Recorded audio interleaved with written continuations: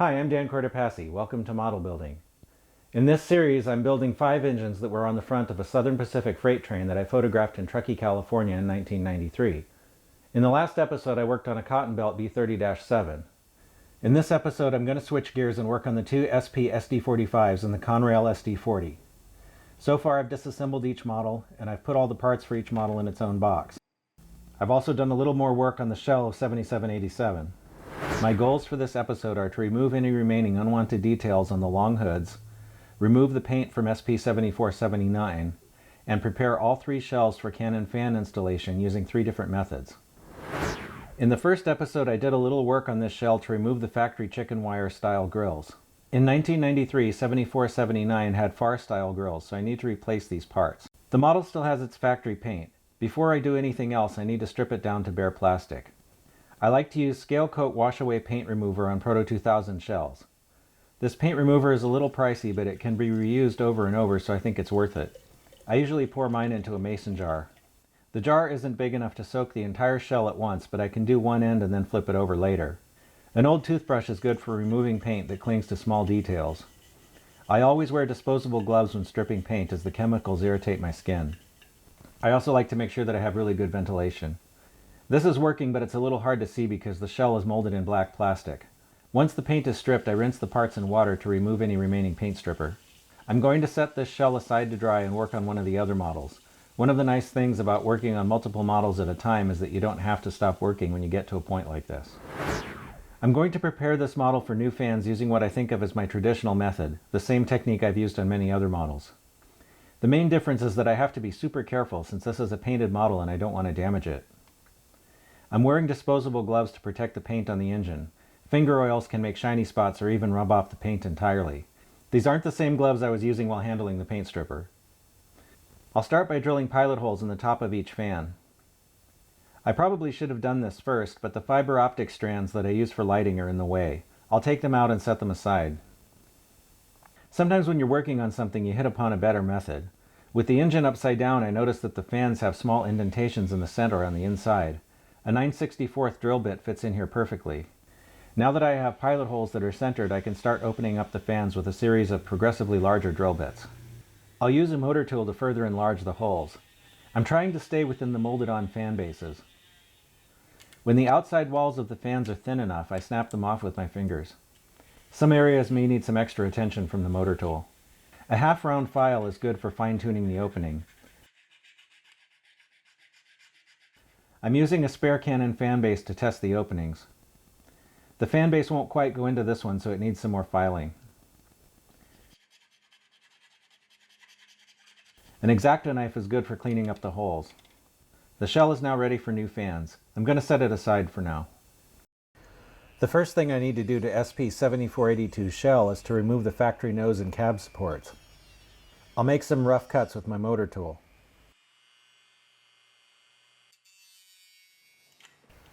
An X-Acto knife is good for fine trimming.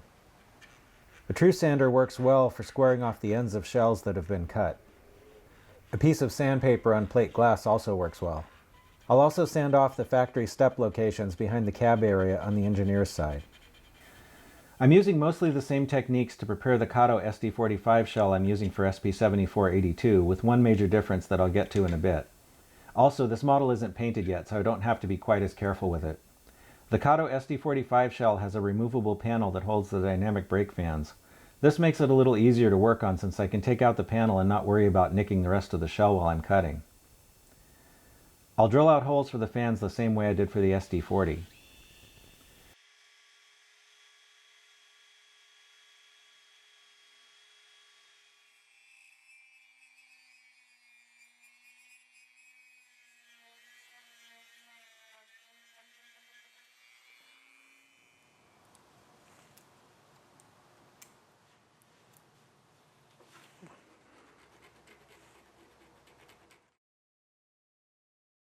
Since I'll eventually replace them anyway, I'm cutting off the molded-on lift rings. I'm drilling new number 78 holes in their place. The holes will survive any sanding that I do. That'll make sure that when I install the new lift rings later on, they'll be in the correct places.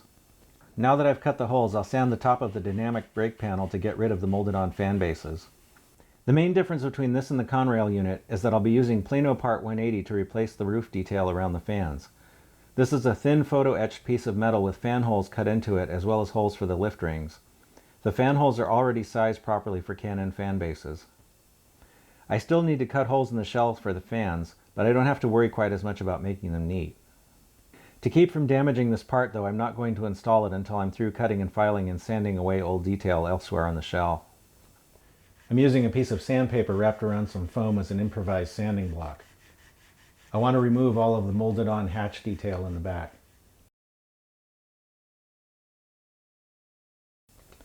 SP's SD45Rs had no rear number boards. They were not painted out or plated over, they were simply not there. Also, the rear headlight package on SP units is completely different. I'm using a number 17 chisel blade to remove the old headlight casting. I'll also remove the gaskets around the number boards. The Kato model came with number board inserts. I'll use 2 of those to fill the holes.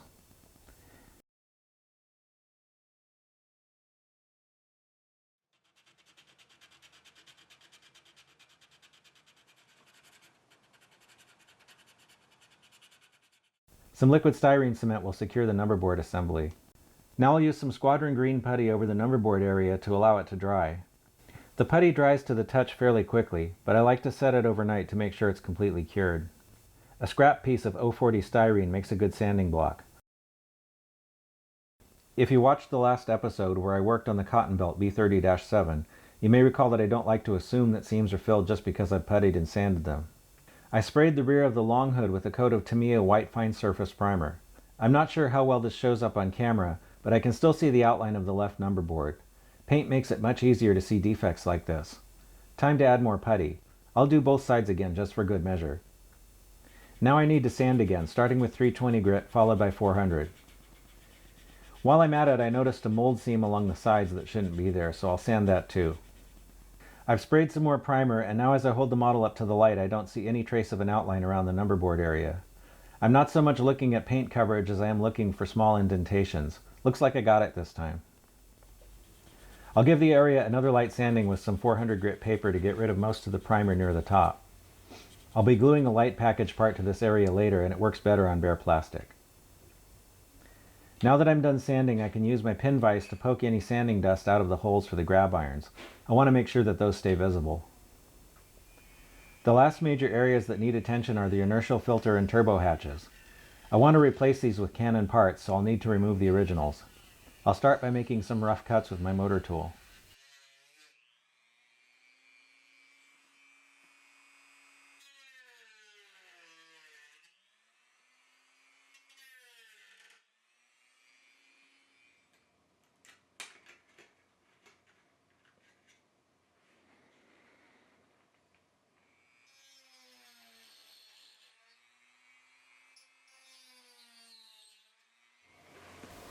Next, I can clean up the cuts with an X-Acto knife. Note that I've left a little bit of the original hatch detail on the model. This will provide a nice mounting surface for new parts. I still need to sand what's left flush with the roof, so I've used some masking tape to protect the dynamic brake area. I'll start by using some 220 grit paper on a piece of plate glass. I go slow and check my progress often so that I don't sand too much. When the old detail is almost gone, I'll switch to 320 grit paper so that I don't put deep scratches into the roof. With all traces of the original parts gone, I'll switch to 400 grit for a final sanding. At this point, most of the major surgery on the Kato shell is done. The fan holes have been cut, the rear number boards filled, and the headlight casting, turbo hatch, and inertial filter hatch have all been removed. I'm going to set the shell aside for the moment. The Proto 2000 SD45 shell already has fan holes, so the process here is a little different. For the dynamic brake fans, all that I need to do is remove the small tab that sticks out into the rearmost part of each fan hole.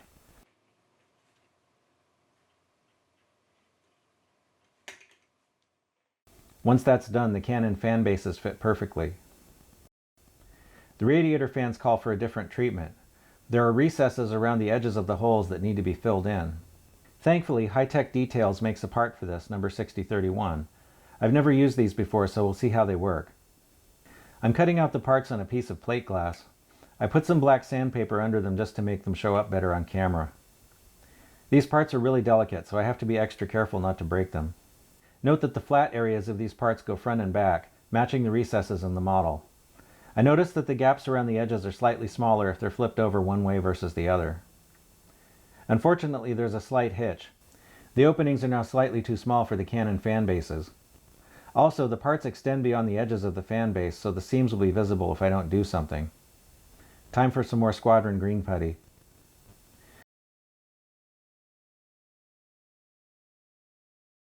While the putty is drying, I can work on the rear of the long hood.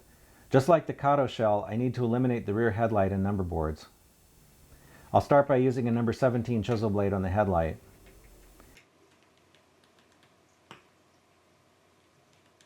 Next, I'll pop off the original sand filler cover. I'll save that part to be reinstalled later. I'll use the original number board inserts to fill in the number boards. First, I need to nip off the factory headlight lenses. The plastic block above the number boards will eventually be a support for new fiber optic headlight strands. Some liquid styrene cement will secure the number board assembly. A little glue got on the original numbers and blurred them, but that won't matter. I'm giving the area a preliminary sanding with some 320 grit paper. I'm drilling pilot holes to mark the locations of the class lights. These are going to be plated over, but the holes will help me to line up the cover plates later on. Now I can apply some putty to the number board area. After letting the model sit overnight to make sure that the putty is cured, I can start sanding around the fan holes. I have to be careful not to sand off the rivet detail near the fans. Now that I'm done with the fans, I can sand the number board area. The areas that I sanded are now ready for a coat of primer to see if I need more putty anywhere. I know this doesn't show up very well in the video, but I can still see an outline around the right number board. There are a couple of small gaps around the fan inserts too. Time for more putty.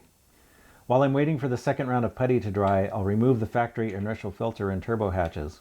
Since these are separate parts on this model, they pop off easily.